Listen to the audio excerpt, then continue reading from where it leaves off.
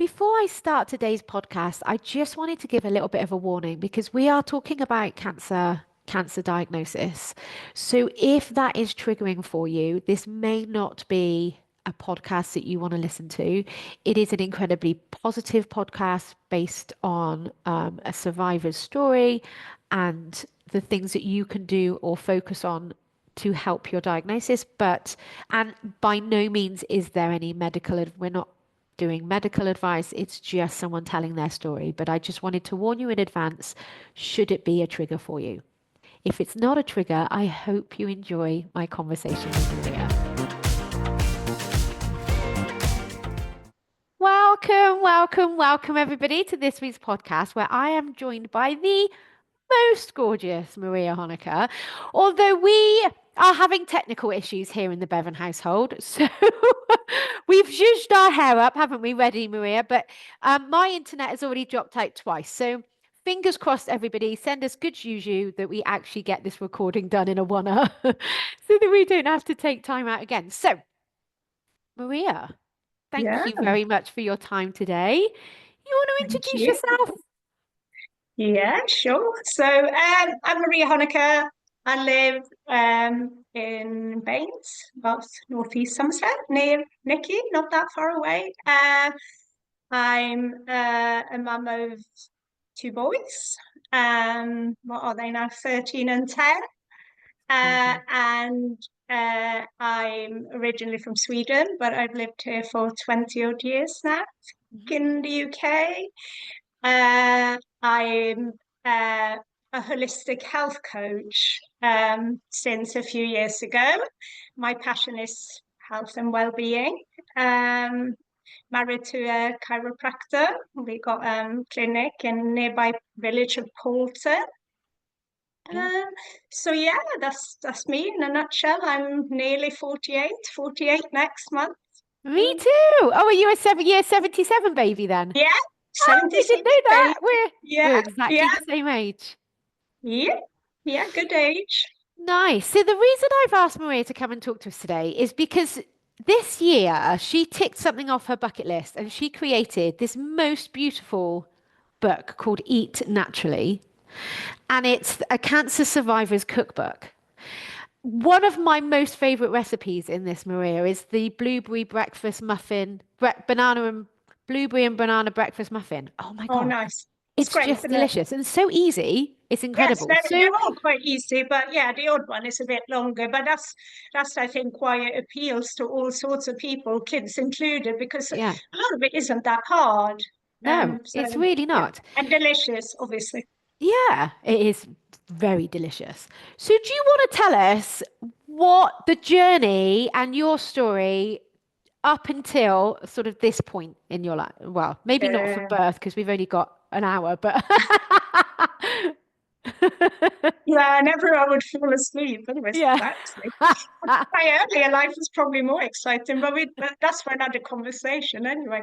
But yeah, so I guess the idea for the book started some 7.5 years ago Love now. it. So a long, long time ago. My background is in journalism and I always enjoyed writing, but I moved on from that, years ago. I'm more of a people person and I enjoyed more working in sort of PR and events and things. So I moved on from that. Mm. But 7.5 years ago, roughly, I was diagnosed with stage 3 bowel cancer.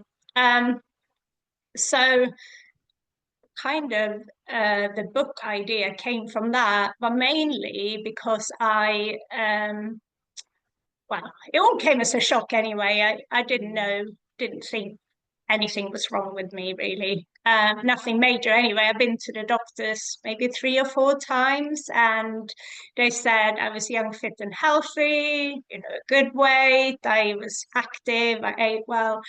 But I just knew that something was wrong. And I suppose the only thing that showed that something was wrong, I had some blood in my stool. So that was the main issue really. Yeah. But I was told it was just piles and it was childbirth really. So Mm. that's where that came from. Yeah. But I obviously knowing your own body, we're our best sort of, you know, we know ourselves are the best. Yeah. So I kept on going back, and then my husband even said, you know, I think there is definitely something not right. So I went for second opinion in private care. And then sort of then after that, they said, oh, we think you need a colonoscopy. I can't see anything sort of out of the ordinary, but the way you describe the blood doesn't sound right, and it doesn't sound like piles. So then I went back to the GP again, and all of a sudden, I don't know, I was taken seriously, I guess, by a different GP, to be fair, with more experience. But at Oh, the okay. same time, yeah, it took a long time, and that was over the phone. And then I was referred on for a colonoscopy and tests, which pretty much on the day confirmed, like they said, it was 99% chance I had cancer, which, yeah, I didn't expect at all. So it Mm, was just a shock. My husband was there as well, but it was just one of those where you're just like, yeah, they kind of talked to me. It was like the nurse specialist, not even a mm, doctor, and kind of talked to me as if I knew that was the problem. And we were just okay. like, no, no, I didn't know that. No. Right. So yeah, so that was huge, I suppose, and a Yeah. big shock. So you just go home, you know, the first few days you got home thinking you're going to die, obviously, and Mm, yeah, just thinking, what do I need to do? Like put my papers in order, you know, what we're going to do with the kids. They were like two and a mm, half and five, and you just think like, oh, they're never gonna, you know, be able to survive without me. So I think it was kind of having that why from early on. It mm. only took me like a few days to sort of dwell on it and have a think, and then I just like that just decided to like swap my sort of mindset, if you like. I mean, it sounds stupid, but it is, sometimes that is what it is. And Yeah. I just decided I was going to live, and that was that really. Mm, And obviously there was more tests involved. They didn't know if I had spread, so they said you need like an immediate scan. mhm. And I never forget that, because we were in the middle of a house move from Porton. We bought a house in High Littleton, and that week we were due to move when I found out that I had cancer. And I remember like them calling me back and said, you know, it's good news, it's not spread, so you can like focus on your move now for now, and everything. And I Mm, remember thinking like it was like the best news that, you know, how can you be excited when you know you know you're going to have sort of surgery to remove it, you know, a tumor, and possibly some treatment. But I just remember like taking that as a huge win. And yeah, mm. obviously we moved house and everything, and then I think it was about 4 weeks later they scheduled me to have surgery to remove the tumor Yeah. at the RUH. So yeah, that was surgery was September 2017. Mhm.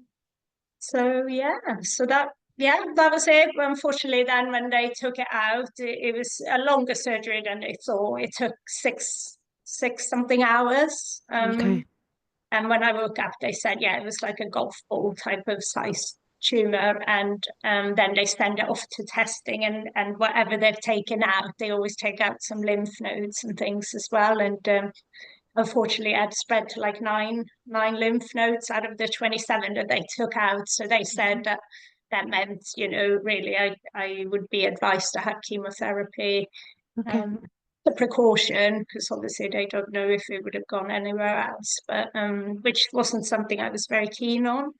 Mhm. So I found that quite hard, knowing that I was going to have to take all this really sort of heavy drugs, toxins, and just like, yeah, all through my body and everything. So I think early on that's what happened. I wanted to sort of adopt some sort of holistic way of dealing with it all. So Mm. sort of an integrated way, if you like, which is getting much more common now anyway. Yeah. But when I started out, I think people, when I even said I was considering not having chemo, I think people were just like, oh, you're crazy, you have to have the drugs, you know. And I was like, yeah, I know I would have to do that, because obviously I want to live. And then I did ask my oncologist, and I know that they don't like to sort of talk about percentages, but I said, you know, what's the difference? Like, hypothetically, what would make the difference of having the chemo? And they said, well, if you don't have the chemo, it's like 25% chance that you survive 5 years, which isn't very much.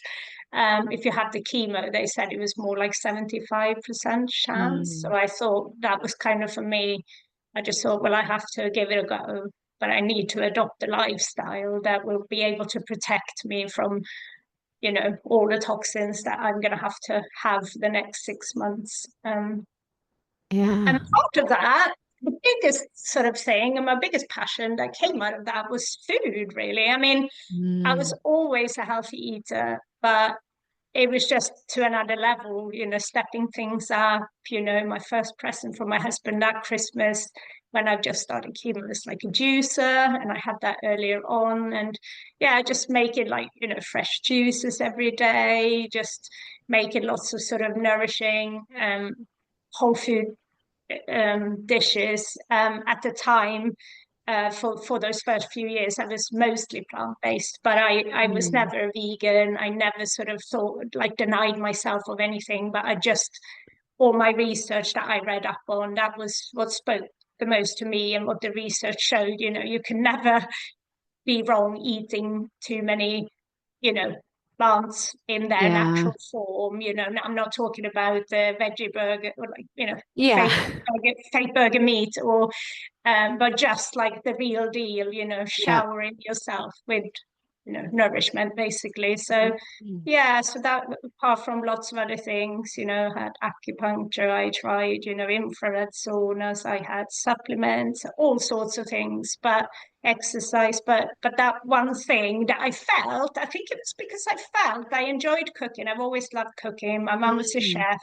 My brother was an amazing cook, and I mean, I grew up in a household where food was important, so I always enjoyed that, but it was just the one thing that I felt I could be in control of when everything Yeah. else was not in my control. So, Yeah. And that I think you've just picked up on two really amazing points there from my perspective. Because I think, especially for people that have been listening to me for a while, I teach that your thoughts create your feelings. It's not the circumstance. So when it's not the diagnosis that creates the emotion, it's your thoughts about it.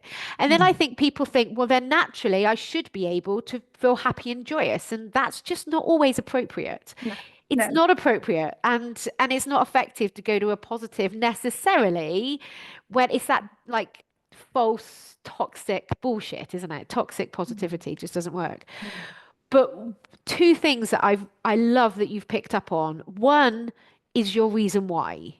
And yeah, because of your boys, I'm going to get emotional. You decided I was going to live. I decided I was going to live. I mean, yeah, that is such a strong purpose, isn't it? Making that mm, decision within a mm, couple of days yeah, clearly mm, was then what enabled you. That commitment and that determination is yeah, what then saw you through and probably continues to see you through. yeah, And then the other thing that you said it just then is I focused on what I could control. I yeah, focused on what I could control. And I think so many of us focus on external things and we focus on the people and the weather mm, and trying to change technology and we try and change, all the things outside of us instead of looking inwards and mm, going, right, in this whole scenario, what do I get to control? yeah, yeah, And definitely. for you, that was the cooking and the food. But I think as well, it's not comparing yourself either to anyone else's journey because people do that Yeah. all the time. And again, coming back to sort of any sort of thing that you ever share, like it's important to remember as well that you're sort of unique and our Mm. journeys are all that little bit different, but there are certain things that science, the evidence shows is good for all of us. So you can't go wrong with that. But then some treatments don't work for some people, some other things don't work for other people, and that's the same with anything in life, isn't it? We're not the same, are we, either? No, no. And every body is It's, different, isn't it? yeah, So yeah, some people need meat and will thrive on yeah, meat, and other yeah. people like it can be toxic to their body, and their body Mm, reacts differently. So when we try and follow a diet that we think is going to be like mm, a wonder win for everybody, it's really mm, not. So when you started on your journey down the sort of more plant-based mm. reducing toxins, um, what were you most surprised at? What's the most surprised at? That's a good question. Well, think just that there's always so much more to learn. And I Mm, thought that I knew a lot. And like you say, the basics, like I guess we all know on paper that eating processed meats and lots of meats is not good if you don't want bowel cancer. Like that is a fact. Like, but then, I didn't do that beforehand anyway. I didn't sit around eating sausages every day. Like, you know, so stuff like that you knew, but I think more like I felt quite clued up. But when you start reading about the power of certain herbs or the power of certain, mm, like you learn new things every day, don't you? Or like yeah. even just like when we saw like when we were talking about breath work the other week, like I knew a lot, but then of course reading, the book by James Nestor, you remind yourself, like, as women, we're chest breathers, and actually, the fact that we breathe up here, that actually causes your whole body then to be acidic as well, and things like that. And Yeah. cancer really doesn't like, acid, and, Mm, you want to be in a more alkaline kind of, you know, place as well. So it's all those things that contribute to, not being able to sort of breathe, running around, stress, yeah. and even thinking. So for me personally, and I mean this will speak to a lot of people, not to everyone, but I definitely think me getting ill, also people sometimes get offensive about, they don't want to take any responsibility because it just happens to you. Like cancer is just a coincidence, but quite Mm, often there's lots of little things that will lead to, you know, you getting ill. And that's also with any illness. And I believe, I mean, that for me, like stress, over years, like worries and stress, maybe perhaps, and also certain trauma from being in my childhood. Not like I had a good childhood, but there were certain elements that happened after my parents' divorce and things that affected you mm, and made you sort of worry about things for a long time. And I mm, think things like that for me was important to deal with, and also the mm. ability to say sorry to horrible people when you know you were right, but at the same time you can't move on unless you forgive and move on from those people. So that was a big part, which has nothing to do with food, but for me personally, Yeah. part of my journey, that was a big thing. Yeah. Because I think as well, when we say sorry to people, we're not doing it for their benefit, we're doing it for ours. Yeah, yeah, definitely. I mean, I'm sure they would also appreciate it. Probably. But in your personal development, yeah, not always, No. but personal development, and yeah, being able to move on, I think, is that unresolved issue. If that's just Mm, eating away at you, even though you don't think it does, then that could have, some devastating consequences, really. yeah. Mm. Yeah. So do you eat sausages ever now? I don't ever eat sausages, no. I will have things like fish. I sometimes have chicken. Like I'd have some of my sausages and bacon and things like that is a definite no. So no, I don't. I definitely do not eat that. And I don't really eat red meat either. Oh, okay. But I will have, for protein and things that, I mean, I love different things. But yeah, if I feel like having a bit of chicken or, if I want to have fish, then I will have that. But rarely Yeah. will I have red meat. Oh, so my primal brain, as soon as you said that, because I do I like know. sausages. Not, I don't have them No, daily or no, even my weekly. children would still like a sausage, and they can have them once in a while. Yeah, once in a while, because otherwise I was like, Oh, I but isn't know. it? It's tricky. It's Yeah. fear as well, isn't it? For, your situation would be totally different. For me, is that kind of what happened back then. And, Yes. it's not something I have to have. Like, even like if you want to have some nice meat, it doesn't have to be, could have some grass-fed meat, but it doesn't have to be a sausage, does it? Yeah. Like for me, No. like I can live without a sausage, Yeah. definitely. But what I find fascinating, Maria, and I'd be interested to hear your view on this, is Hmm. because that primitive part of our brain hasn't evolved since our caveman days, it associates everything with what it knows from back then. And back then we would have Yeah. only have had meat Yeah, very yeah, occasionally when we hunted and caught an animal. It was not a yeah, daily, multiple yeah, times a day yeah. event. Maybe once we had the animal, but Mm. not like for the whole year. Yeah. And but that part, because that part of our brain hasn't evolved to suit our modern world, we Yeah. find ourselves craving the sausages, craving the chocolate, Yeah. craving alcohol, which is all toxins that Yeah. absolutely limit the health of our life. Yeah, exactly. I mean, I think with any food, whatever you are, like a meat eater or eating fish or whatever, but like, is just go for it in its most natural local form, Yeah, like as yeah, much as you can. I mean, we're lucky around where we live. Like, if you are like, living in sort of farmland, yeah, you can get good quality meat if you want to, you yeah. know, have that. But I, and I know, like my husband, he probably won't me to talk about him, but like just got quite a sensitive stomach, and he does much better on just a primal thing as well. Like we Yeah, knew about that, way before. Like because otherwise he just gets really bloated. But yeah, it's tricky, everybody is, again, different, aren't they? yeah, So, I don't think I'll ever sort of he eats a lot more vegetables, thanks to me, but he would never eat exactly what I eat yeah, all the time anyway. yeah. So yeah, and that also changes obviously as you get older, your body, we come Mm. into the perimenopause and things like that.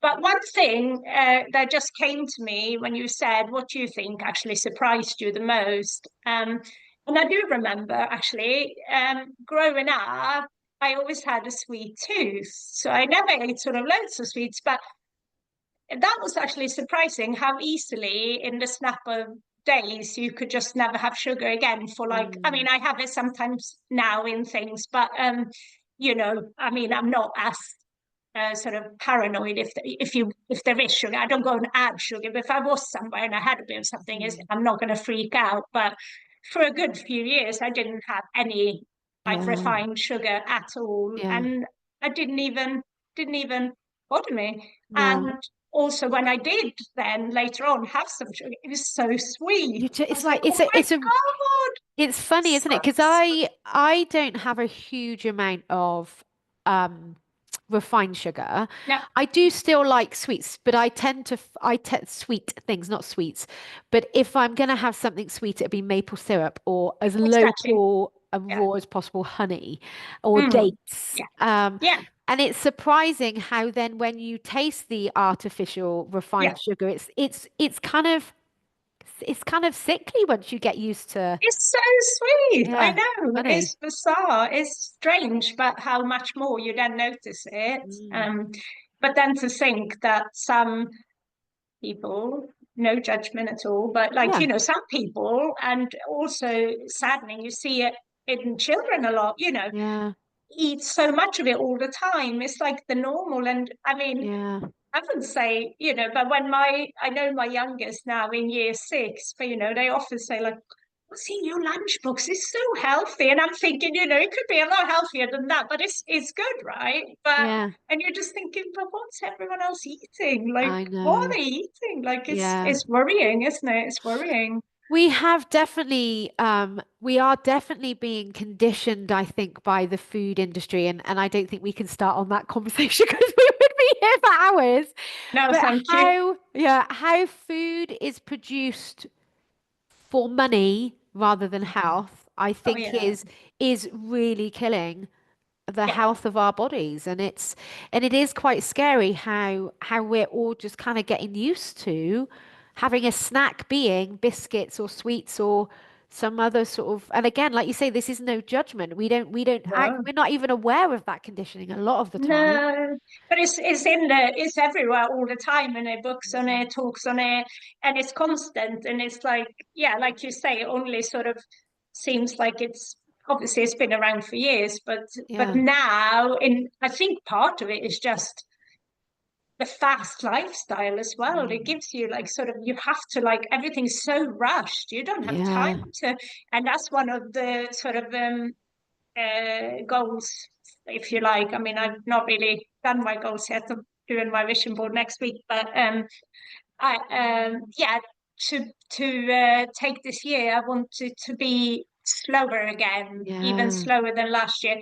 And when you get ill, everything sort of gets a lot slower, and you're being very mindful of that. And then all of a sudden, life gets back to normal, and all of a Yeah. sudden, it gets busy again. And I just don't want to be that busy. Yeah. Yeah. No, I'm with you. I'm with you on that. So we've talked quite a lot about food and the healing benefits in food and like the toxins that can be in food. But you're also a tropic ambassador, aren't you? So this isn't Yeah. just the internal toxins that we put in our food and our drink, but it's also what we put onto our skin. So do you want to tell us a little bit about that?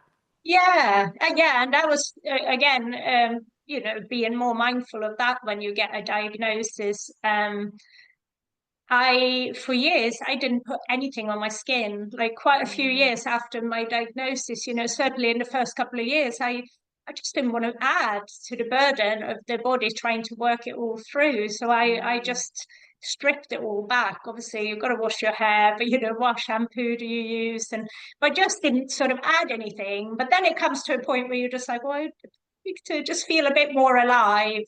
And there's a couple of people that I come across on Instagram, both who've had, I think one might still have it, but have had cancer, stage 4, I think, one of them anyway. And they were tropic ambassadors. And I guess I used to just order the odd piece from them when I mm. wanted to just, I suppose, have a little bit of lip color or a bit of, Yeah, a bit of a if I treat. felt like, oh, my skin's really dry, I actually do need something. And I just really like their products, their ethos, Susie, she's just done such an amazing job. Like each ingredient, that it's just that knowing as well that what you put on your skin is just all nice and nourishing, and makes you feel good and smell good and everything else. Yeah, yeah, So then one day I was like, actually, I remember that as well. It was like a September, and I was like, actually,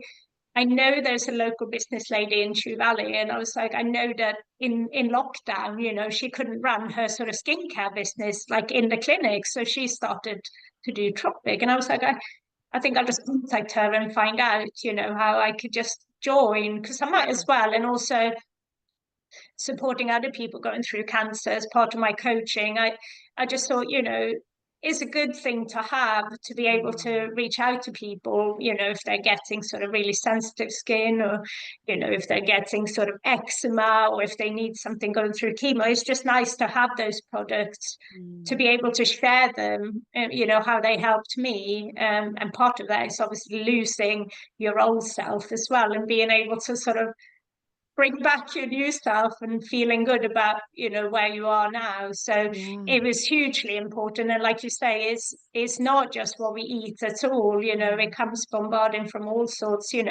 Everything that's in our home. Obviously, we all have way too much electronics. We consumed by all of that, these different mm, energies, of course, the quality of the water, and everything else. So yeah, there's so much we can do, isn't there? Little yeah, bits, swapping things out. Even these days, I'm super sensitive. Like if someone comes home with like toilet paper, like my husband would buy like a bulk or something. So I don't like these. I'm pretty sure they're either got perfume or that oh just buy yeah, plain, just buy plain. How did I? yeah, So I was like, these are the ones that we normally get. But you come to that, or the other day, I swapped like my skincare. I didn't have any left, when you ran out, yeah, and there was something else, and I just had this like burn here. It's like a yeah, raccoon. Like it was horrible. So yeah, your body just adapts, and it's yeah, like all of a sudden you try something else, and it's like, actually, mm, I don't like that. Yeah. And it comes back to that control thing again as well. There are some things, unfortunately, you can't control, like the quality of the water that comes out of our tap. Tricky. Very grateful that we have water coming out of a tap, Yeah, but the yeah, quality we have no control over. The air, the cars, yeah. and the external environment from an air perspective, we don't have any control. But what we choose to put on us, in us, and around our house, I use the most beautiful cleaning products called, although I'm not very good with ingredients, so I'd be interested to run them past you, but they're called Tincture London, and it's all Yeah, natural and it smells like a yeah. spa. I mean, it smells delicious. And so it's just tiny little steps like that that Yeah. can make it's just the things that we can control that just help support our body because our liver and our organs are doing the most incredible job of fighting off all of these toxins, aren't they? But Mm, we could help it support it even more, I think, by just kind of focusing our mindset and changing yeah. just a few little lifestyle shifts are quite incredible, I think. Yeah, and rather than sort of getting stressed about the things that we can't do again, or things that we quite like to but can't afford, or Yeah. just making little changes and then just be really excited about that and Yeah.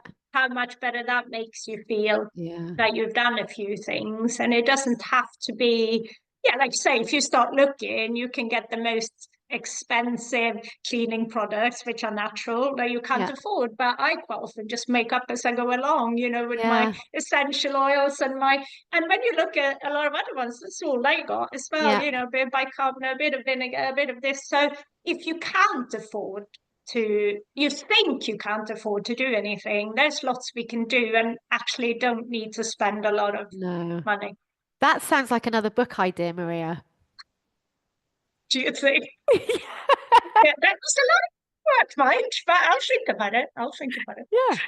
Um, so do you want to tell us if someone is listening and they themselves have had maybe a cancer diagnosis or they know people, what support are you able to give them, especially locally because you're local? Um, Yeah. yeah, tell us more about that. Yeah, so naturally, as a health coach, I attract a lot of people who either going through cancer or have been through cancer.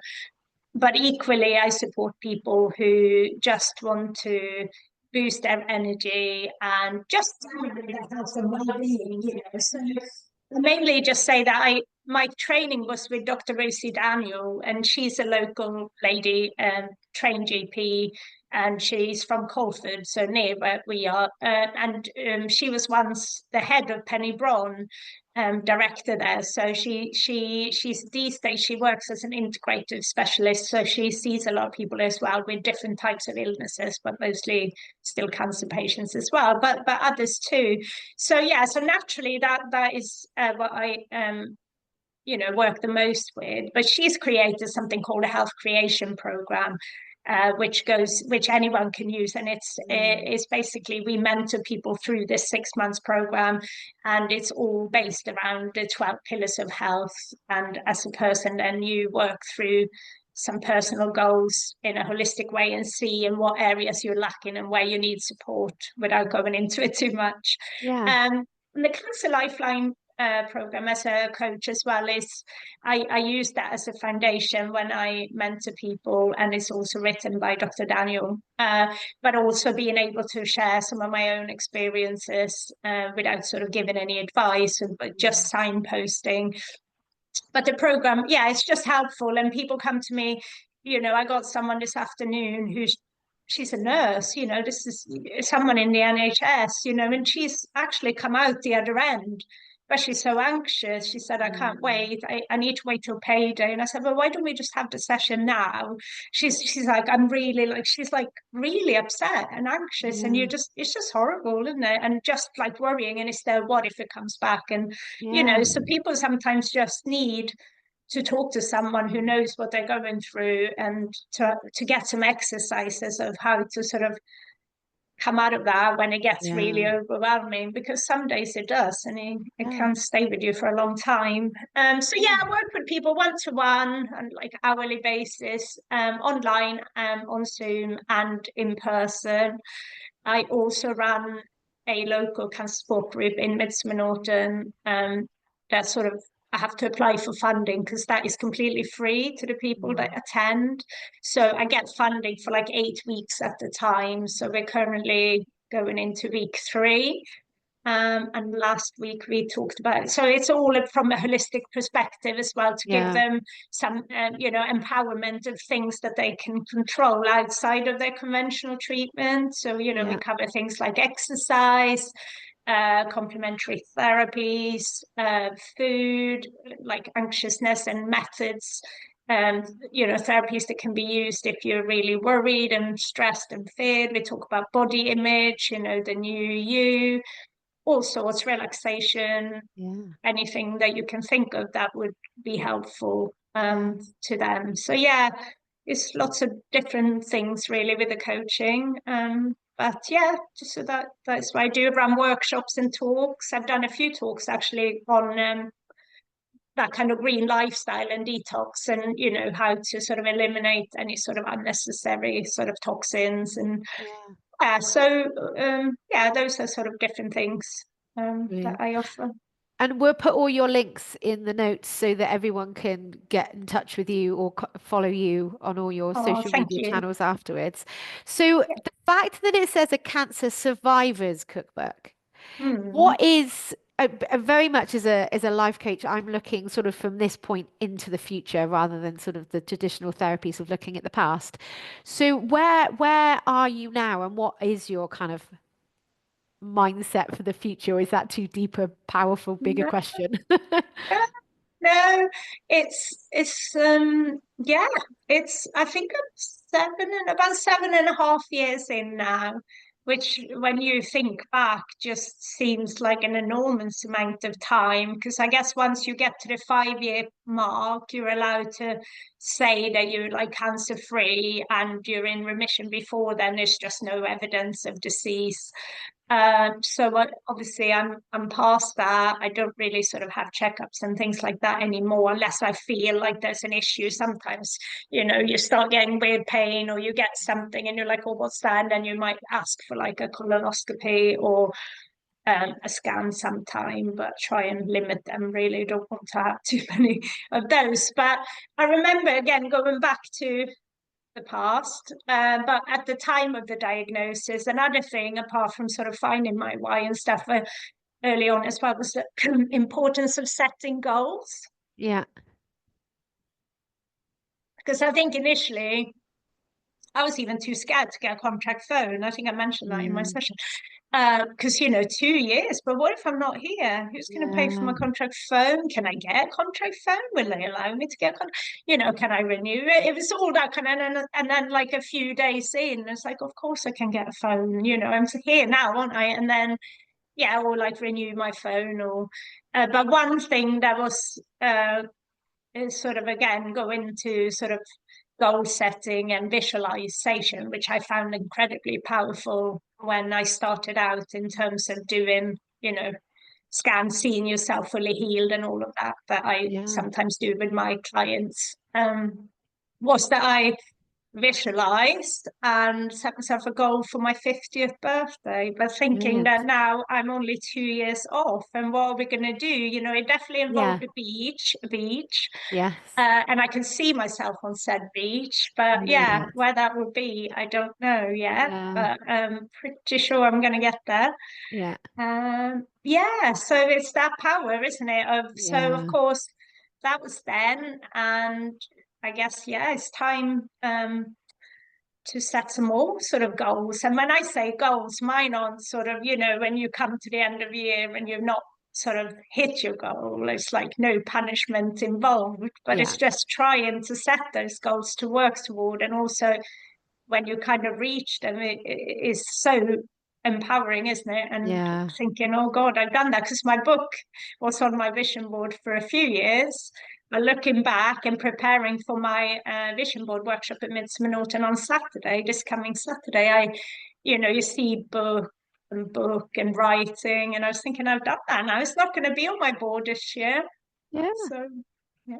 Yeah. I think visualization It doesn't necessarily suit everybody, which is why everybody No, needs to find their own way of setting goals and yeah, yeah, manifestation kind of yeah. skills. But visualizing is one of my most favorite things to do from a I love it.